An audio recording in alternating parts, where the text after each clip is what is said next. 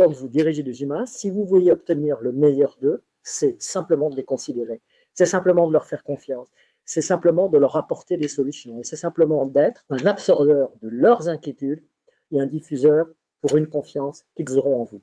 Le reste, c'est des chimères, c'est de la littérature et ce n'est pas de la vie sur des plateaux, la relation client. Comme j'étais patron de la relation client du groupe Canal, j'ai confié une campagne d'appel sortant à des femmes qui étaient dans la prison de Rennes et je n'ai jamais vu des personnes aussi motivées, aussi engagées, avec autant d'envie de réussir, de considérer le client, etc.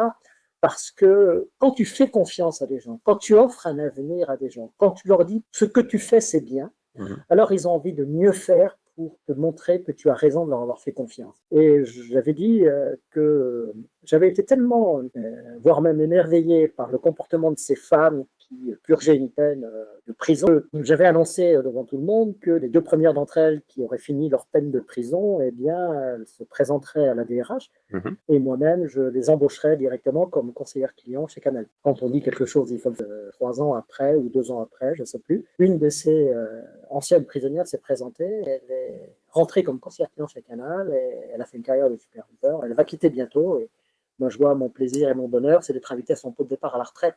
Quand tu fais confiance aux gens, tu es toujours gagnant. Il ne faut jamais oublier cet adage populaire qui dit que la confiance, ça se gagne par goutte, mais ça se perd par litre. Donc il faut toujours que tu sois vigilant, que tu sois humble, et que tu te dises, la confiance, c'est quoi? C'est la façon de considérer que l'autre est en capacité de réaliser ce que toi ne souhaites plus faire, ce que toi tu ne veux plus faire, et dans lequel tu considères.